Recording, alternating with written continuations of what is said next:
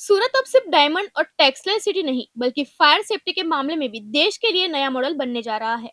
सूरत fire brigade को देश का सबसे हाईटेक फायर डिपार्टमेंट बनाने की तैयारी शुरू हो गई है। सूरत जैसे तेजी से विकसित हो रहे शहर में लगातार बढ़ती हाई राइज बिल्डिंग्स और घनी आबादी को देखते हुए फायर विभाग को आधुनिक बनाने की दिशा में बड़ा कदम उठाया जा रहा है। योजना के तहत आने वाले समय में फायर ब्रिगेड के पास ऐसी टेक्नोलॉजी होगी जिससे घटनास्थल तक पहुंचने से लेकर रेस्क्यू ऑपरेशन और कंट्रोल रूम की निगरानी तक पूरा सिस्टम स्मार्ट और तेज बनाया जाएगा। सबसे बड़ा बदलाव होगा एआई आधारित स्मार्ट इंटीग्रेटेड मैनेजमेंट सिस्टम का। इस सिस्टम के जरिए फायर विभाग की अलग अलग व्यवस्थाओं को एक साथ जोड़कर सेंट्रलाइज्ड मॉनिटरिंग की जाएगी। सूरत में लगातार बढ़ती गगनचुंबी इमारतों को देखते हुए फायर विभाग में 104 मीटर का हाइड्रोलिक प्लेटफॉर्म शामिल किया जाएगा, यानी ऊंची इमारतों में आग लगने या किसी आपात स्थिति में फंसे लोगों तक पहुंचने के लिए फायर ब्रिगेड की क्षमता और बढ़ जाएगी। इसके अलावा हाई राइज बिल्डिंग में रेस्क्यू ऑपरेशन के लिए अत्याधुनिक वाहन भी फायर बेड़े में शामिल किए जाएंगे। अब फायर ब्रिगेड की गाड़ियों को भी स्मार्ट टेक्नोलॉजी से जोड़ा जाएगा। ओला उबर की तर्ज पर जीपीएस और आईओटी टेक्नोलॉजी के जरिए लोकेशन ट्रेस की जाएगी। फायर वाहनों में मॉनिटर लगाए जाएंगे जिससे कंट्रोल रूम से वाहनों के लोकेशन पर नजर रखी जा सकेगी और घटनास्थल तक पहुंचने के लिए तेज नेविगेशन मिल सकेगा। यानी इमरजेंसी कॉल आते ही टीम को सिर्फ सूचना नहीं मिलेगी बल्कि घटनास्थल तक पहुंचने की पूरी प्रक्रिया और तेज और व्यवस्थित करने की कोशिश होगी। अब फायर जवानों की वर्दी भी टेक्नोलॉजी से लेस होगी। जवानों की यूनिफॉर्म पर बॉडी कैमरा लगाए जाएंगे। इसका सबसे बड़ा फायदा ये होगा कि घटनास्थल पर वास्तव में क्या हो रहा है इसकी लाइव तस्वीरें कंट्रोल रूम में बैठे वरिष्ठ अधिकारी देख सकेंगे। यानी आग के बीच फंसे लोगों का रेस्क्यू हो या कोई बड़ा ऑपरेशन, अधिकारियों को ग्राउंड के वास्तविक स्थिति की लाइव जानकारी मिल सकेगी। यानी अब सूरत फायर ब्रिगेड सिर्फ आग बुझाने वाला विभाग नहीं बल्कि एआई और स्मार्ट टेक्नोलॉजी से लेस एक हाईटेक इमरजेंसी रिस्पांस सिस्टम बनने की दिशा में आगे बढ़ रहा है। अगर योजना तय समय के मुताबिक लागू होती है तो आने वाले एक साल में सूरत की फायर सर्विस का पूरा सिस्टम पहले से कई ज्यादा तेज, स्मार्ट और टेक्नोलॉजी आधारित नजर आ सकता है। अब नजर इस बात पर है कि ये हाईटेक सिस्टम कब तक पूरी तरह जमीन पर उतरता है और सूरत फायर ब्रिगेड देश का सबसे हाईटेक सिस्टम बनने की दिशा में कितनी तेजी से आगे बढ़ता है। जी, તમારું નામ?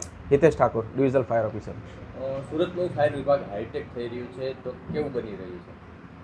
સુરત શહેર કૂદકેનું પુષ્પે હાલમાં જે વિકસિત થઈ રહ્યું છે, નવા નવા ઔદ્યોગિક ઇમારતો, હાઈરાઇઝ ઇમારતો આવી રહી છે, તે માટે સુરત મહાનગરપાલિકાનું ફાયર વિભાગ અત્યાધુનિક સાધનો વાહનો વિકસાવવા જઈ રહ્યું છે, જેમાં મુખ્યત્વે 104 મીટર ઊંચાઈ ધરાવતું હાઇડ્રોલિક પ્લેટફોર્મ છે તેમજ સ્માર્ટ ઇન્ટિગ્રેટેડ મેનેજમેન્ટ સિસ્ટમ કાર્યરત કરવામાં આવનાર છે।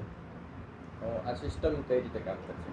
સ્માર્ટ ઇન્ટિગ્રેટેડ મેનેજમેન્ટ સિસ્ટમ એક પ્રકારે આપણે ઓલા ઉબેર જે પ્રકારે કામગીરી કરે છે, જેમ કે સુરત મહાનગરપાલિકાના ફાયર વિભાગને ફાયર કંટ્રોલમાં કોલ મળે તો એ કોલ મળતા જ આ સિસ્ટમ ફાયરના વ્હીકલોમાં લાગેલી છે, જે જીઆઈએસ જીપીએસ બેઝડ હશે અને નેવિગેશનથી સજ્જ હશે, જેથી જે ઘટના બની છે ત્યાં આગળ પહોંચવું ફાયર વિભાગ માટે સહેલાઈથી પહોંચી શકાય તે મુજબનું રહેશે।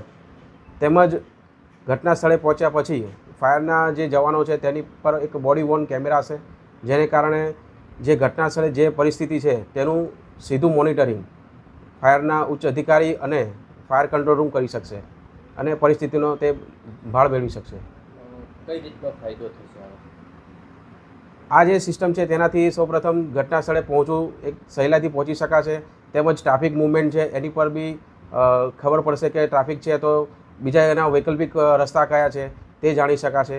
તેમજ હાઈરાઇઝ બિલ્ડિંગ અમુક છે જે વધારે સેન્સિટિવ ટેક્સટાઇલ માર્કેટો છે તેમાં ફક્ત એલાર્મ રેઝ કરવાથી ફાયર કંટ્રોલને માહિતી મળશે અને સીધી ઘટના સ્થળે અમારા ફાયરના વ્હીકલો મૂવ કરી શકશે। કેટલા સમયમાં સિસ્ટમ ઉપલબ્ધ થઈ જશે? અત્યારે હાલમાં એની મંજૂરી મેળવવામાં આવે છે, અંદાજ અત્યારે પ્રગતિ હેઠળ છે અને આગામી 1 થી 1.5 વર્ષમાં આ પ્રકારની સિસ્ટમ કાર્યરત થશે।